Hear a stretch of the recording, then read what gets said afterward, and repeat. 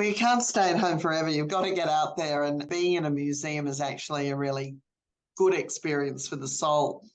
It gives you some contemplation time. You learn new things.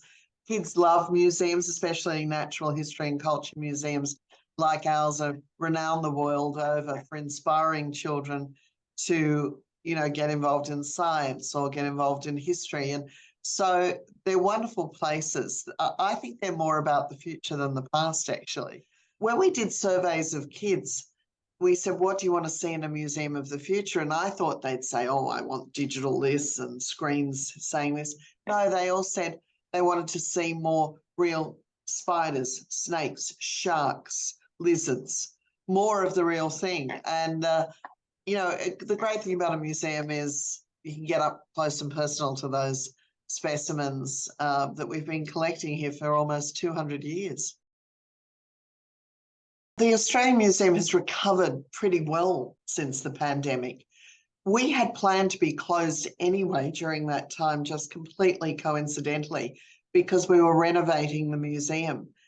We were rebuilding a lot of the internal floor spaces and adding more floor space. So our staff and everyone was prepared to be at home, and our visitors, we'd been promoting it to them for some time. So I don't think it was foresight, it was luck. So we were able to weather COVID itself. And of course, the reopening of the museum happened with the lifting of restrictions from COVID. And so we were inundated by the public. We were able to introduce free entry at that time. And also we had an ever popular dinosaur exhibition, which was ours, that we'd created. It was traveling the world, called Tyrannosaurs Meet the Family. And it came back to Sydney for our opening. So we were able to really invite huge crowds back in at the very beginning. And that has sustained since COVID, despite not having the international tourist market back yet. And despite not having as many interstate visitors, we've grown it with the local audience. And last year we recorded 1 million visitors, which was just extraordinary. It's a combination of great technology, which we have, an interactive technology, with the original specimens and stories. I mean, museums are about storytelling when it comes down to it. And you're storytelling to a number of different age groups, appealing to a broad range of people in society. So the interactives that we have here, and very sophisticated ones, and the video footage and all the other good things that have come with technology. Also, we can share those with people to take with them at home so they can follow up on things, or they can engage with us online. But it's not just that experience that's going to make people stay in a museum. People love the idea of objects and specimens, sometimes out on a table, sometimes in a case. It brings back sort of a bit of security, I think. We've all grown up visiting museums. They're the most trusted of all the institutions in society.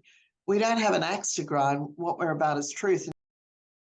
In June, we open a fantastically colourful and inspiring exhibition called BLAS, which is the Papua New Guinean Gorokan Highlands word for body adornment. So we have a phenomenal Pacifica collection here at the museum. A lot of it is Melanesian from Papua New Guinea. And body adornment is something that is entrenched in the culture. So this will show items from our collection, as well as newly commissioned works from communities in the Gorokan Highlands, of these magnificent headdresses. It is really awe-inspiring, and all of those objects that we're showing are complemented by the brilliant photography of Wilda Bayron. Wilda is an internationally renowned photographer out of the United States who's worked a lot in PNG. And so her life-size imagery will be positioned contextually with these objects. And that will be followed by a new permanent gallery opening here called Pacifica, One Sol Moana, which means one salt ocean. And it looks right across the Pacific. We've had a curatorium of 19 different countries involved in the creation of this exhibition. It'll be on here permanently and really honour that amazing collection, but also acknowledge the huge Pacific diaspora that lives in Sydney. And of course, they will be followed by probably the largest exhibition ever staged in our history, and that is Ramesses and the Gold of the Pharaohs. currently in Paris. This exhibition is worth, I think, something like US $1.6 billion. And only 10 cities in the world are receiving it. The Egyptian government has limited it to a tour of 10 cities. Sydney will be the 4th city in the world to host Ramesses and the Gold of the Pharaohs. We think it's going to be just the most incredible exhibition. It has over 100 scientists working day in and day out on research into Australian flora and fauna, but also looking at issues like pests and invasive species. We also do all the work for customs and quarantine on illegally imported or exported animals come here for analysis. We work with the police on forensic issues that involve wildlife as well. We were the organisation that led the sequencing of the DNA of the koala for the first time. And we have a wildlife genomics unit here that is the leading wildlife genomics unit in Australia.